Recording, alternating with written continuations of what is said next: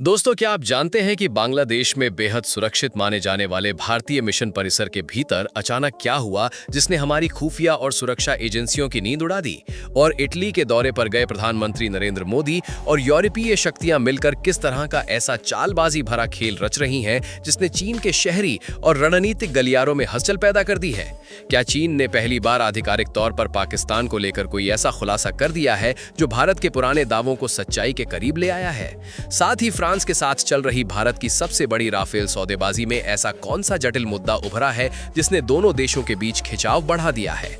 आज हम इन सभी बड़ी और झकझोर देने वाली खबरों का ऐसा विश्लेषण पेश करेंगे जो आपको सबसे पहले बात उस चौंकाने वाली खबर की करते हैं जो हमारे पड़ोसी बांग्लादेश से सामने आई और जिसने भारतीय राजनयिक व सुरक्षा गलियारों में हलचल मचा दी है। चटगांव में स्थित भारतीय सहायक उच्चायोग के परिसर के भीतर एक भारतीय अधिकारी का शव संदिग्ध परिस्थितियों में मिला है। ये घटना इसलिए और गंभीर है क्योंकि ये कोई आम जगह नहीं, ये एक अत्यंत सुरक्षित राजनयिक क्षेत्र है जहां हर कदम पर सीसीटीवी की निगरानी रहती है और बाहरी लोगों का बिना अनुमति प्रवेश लगभग नामुमकिन माना जाता है। ऐसे माहौल में किसी अधिकारी की रहस्यमयी मौत ने कई पेचीदा सवाल उठा दिए हैं जिनकी गूंज अब दिल्ली से लेकर ढाका तक सुनाई दे रही है। आधिकारिक तौर पर पोस्टमार्टम रिपोर्ट अभी नहीं आई है और मौत की वजह साफ नहीं हुई है, पर सुरक्षा विशेषज्ञ इसे सादा हादसा मानने को तैयार नहीं है। इस घटना की टाइमिंग पर गौर कीजिए। पिछले कुछ महीनों में बांग्लादेश की आंतरिक राजनीति में बड़ा बदलाव आया है और सत्ता परिवर्तन के बाद से ही भारत रोधी तत्व सक्रिय दिख रहे हैं। शेख हसीना के देश छोड़ने के बाद ढाका की दिशा में जो बदलाव आया है उसने हमारी सुरक्षा संबंधी चिंताओं को तेज कर दिया है। साथ ही चीन का रणनीतिक व आर्थिक प्रभाव तेजी से बढ़ रहा है और पाकिस्तान के साथ सैन्य संपर्कों की खबरें भी लगातार आ रही हैं। ऐसे नाजुक परिवेश में चटगांव जैसी रणनीतिक कड़ी पर भारतीय मिशन परिसर के भीतर हुई ये घटनाक्रम भारत के लिए बड़ा रेड अलार्म है, क्योंकि चटगांव सिर्फ एक बड़ा शहर या बंदरगाह नहीं, ये बंगाल की खाड़ी का वो मोर्चा है जिससे हिंद महासागर की सुरक्षा जुड़ी है और चीन लंबे समय से इसी इलाके में अपनी पकड़ मजबूत करने की कोशिश कर रहा है। इस घटना ने सोशल मीडिया से लेकर कूटनीतिक गलियारों तक एक नई बहस छेड़ दी है कि क्या ये किसी बड़ी अंतर्राष्ट्रीय साजिश का हिस्सा है जिसका मकसद भारत को इस क्षेत्र में कमजोर करना है। अब चलते हैं दूसरी बड़ी कवरेज की ओर जो यूरोप के दिल इटली से आ रही है, जहां प्रधानमंत्री नरेंद्र मोदी एक ऐतिहासिक मिशन पर मौजूद हैं। पहली नज़र में ये यात्रा एक सामान्य राजनयिक मुलाकात जैसी दिख सकती है, हाथ मिलाना, तस्वीरें लेना, पर पर्दे के पीछे जो चालें चल रही हैं वो सीधे चीन के विस्तारवादी मंसूबों को चुनौती देने की तैयारी दिखाती हैं। भारत और इटली अब अपने संबंधों को एक नए आयाम पर ले जा रहे हैं जिसे विशेष रणनीतिक साझेदारी कहा जा रहा है। इस यात्रा का सबसे बड़ा आकर्षण है India middle east Europe economic corridor, यानी संक्षेप में आईमैक। यही वो कॉरिडोर है जिसे अमेरिका और पश्चिमी सहयोग से चीन की बेल्ट एंड रोड पहल के विकल्प के रूप में तैयार किया जा रहा है। प्रधानमंत्री मोदी की इटली यात्रा के दौरान इस कॉरिडोर को जमीन पर उतारने के लिए मध्यम और बड़े स्तर के समझौते होने की उम्मीद है। इसका सीधा मतलब यह है कि भारत अब एशिया की सीमाओं में सिमट कर नहीं रहना चाहता, वो मध्य पूर्व के रास्ते यूरोप के बाजारों और रणनीतिक हब तक अपनी सीधी सुरक्षित पहुंच बनाना चाहता है। चीन ने कई देशों को कर्ज और निवेश के जाल में फंसाकर अपने व्यापारिक मार्ग मजबूत किए हैं और भारत इटली साझेदारी उन्हें एक भरोसेमंद और वैकल्पिक रास्ता देने की कोशिश है। इटली पहले ही बेल्ट एंड रोड से दूरी बना चुका है और अब रक्षा, समुद्री सुरक्षा, आर्टिफिशियल इंटेलिजेंस, महत्वपूर्ण खनिजों और व्यापार में भारत के साथ कंधे से कंधा मिलाने को तैयार है। ये रणनीति ऐसे समय उभर रही है जब पश्चिम एशिया में जटिलता और संघर्ष बढ़े हुए हैं और दुनिया सुरक्षित सप्लाई चेन के विकल्प खोज रही है। भारत अब वैश्विक व्यापार में सिर्फ भागीदार नहीं बल्कि नियम बनाने वाला खिलाड़ी बनने की राह पर है और इटली के साथ ये साझेदारी इसके सबसे बड़े प्रमाणों में से एक है। इसी बीच दक्षिण एशिया की सुरक्षा समीकरण पूरी तरह बदल देने वाली एक और खबर ने भारतीय सेना व रणनीतिक समुदाय को अलर्ट कर दिया है।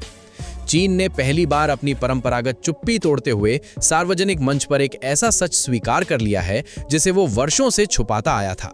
चीन के सरकारी मीडिया में दिखाए गए एक इंटरव्यू में एक वरिष्ठ रक्षा इंजीनियर ने खुलेआम माना है कि भारत के साथ सीमा टकराव के दौरान चीन ने पाकिस्तान को प्रत्यक्ष रूप से तकनीकी और इंटेलिजेंस सपोर्ट मुहैया कराया था। ये स्वीकारोक्ति किसी मामूली बात से कम नहीं है, क्योंकि पहले चीन खुद को इस विवाद से अलग और न्यूट्रल दिखाने की कोशिश करता था। अब इस खुलासे ने उस पर्दे को हटा दिया है और स्पष्ट कर दिया है कि भारत का पुराना दावा कि चीन और पाकिस्तान मिलकर भारत के खिलाफ सामरिक मोर्चे तैयार कर रहे हैं बिल्कुल सही था। इस तकनीकी मदद का मतलब ये है कि जब हमारे सैनिक सीमाओं पर देश की रक्षा कर रहे थे, तब चीन ने पीछे से पाकिस्तान को राडार डेटा, सैटेलाइट इमेजरी और इलेक्ट्रॉनिक वॉरफेयर तकनीकें मुहैया करवाईं ताकि भारत पर दबाव बढ़े। पिछले कुछ वर्षों में चीन ने पाकिस्तान को आधुनिक लड़ाकू विमान, हाई थ्रस्ट ड्रोन और मिसाइल सिस्टम देकर उसे एक रणनीतिक मोहरा बनाया था। लेकिन इस बार फर्क ये है कि चीन ने खुद ये बात सार्वजनिक रूप से स्वीकार कर ली है। इसका सीधा निहितार्थ ये है कि भविष्य में यदि हमें किसी मोर्चे पर जूझना पड़ा तो हमें सामने खड़े दुश्मन के साथ साथ उसके पीछे खड़े चीनी तकनीकी और इंटेलिजेंस तंत्र से भी निपटना होगा। ये खबर हमारे दर्शकों के लिए खास इसलिए भी महत्वपूर्ण है क्योंकि ये बताती है कि आने वाली लड़ाइयां सिर्फ बारूद और गोला बारूद से नहीं, बल्कि साइबर स्पेस, ड्रोन नेटवर्क और तकनीकी श्रेष्ठता से जीती जाएंगी।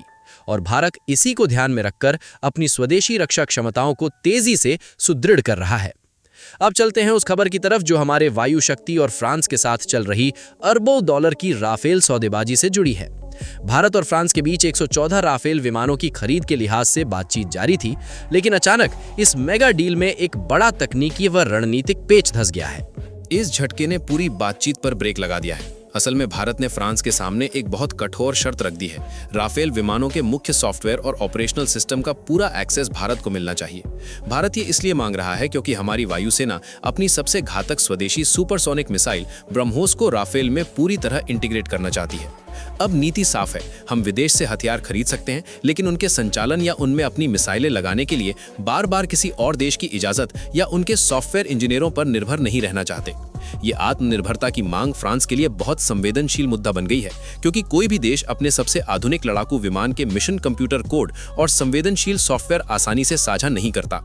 फ्रांस की चिंता ये भी है कि भारत और रूस की पुरानी और घनिष्ठ सैन्य निष्ठा को देखते हुए अगर ये गुप्त तकनीक भारत के पास जाएगी तो उसके लीक होने का जोखिम बढ़ सकता है। इसलिए ये मसला अब सिर्फ एक बाय सेल डील नहीं रह गया है, ये भारत की रणनीतिक संप्रभुता की लड़ाई बन चुका है। भारत साफ कर चुका है कि वो केवल खरीदार बनकर संतुष्ट नहीं होगा, वो विदेशी प्लेटफॉर्म्स पर भी पूरी स्वायत्तता और नियंत्रण चाहता है।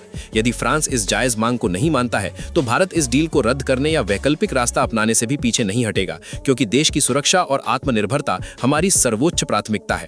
जब हम इस भू राजनीतिक तस्वीर को बड़े कैनवस पर देखते हैं तो ये स्पष्ट होता है कि आज भारत विश्व मंच पर एक ताकत संतुलक खिलाड़ी बनकर उभर रहा है। एक ओर हम अपने पड़ोसी क्षेत्रों में चीनी और पाकिस्तानी षड्यंत्रों का सामना कर रहे हैं, तो दूसरी ओर यूरोप और अमेरिका जैसे महाशक्तियों के साथ बराबरी के स्तर पर रणनीतिक साझेदारी कर रहे हैं। रक्षा के क्षेत्र में हमारी ये जिद कि नियंत्रण पूरी तरह भारत के हाथ में होना चाहिए, ये दर्शाती है कि नया भारत अब किसी के दबाव में आने वाला नहीं है।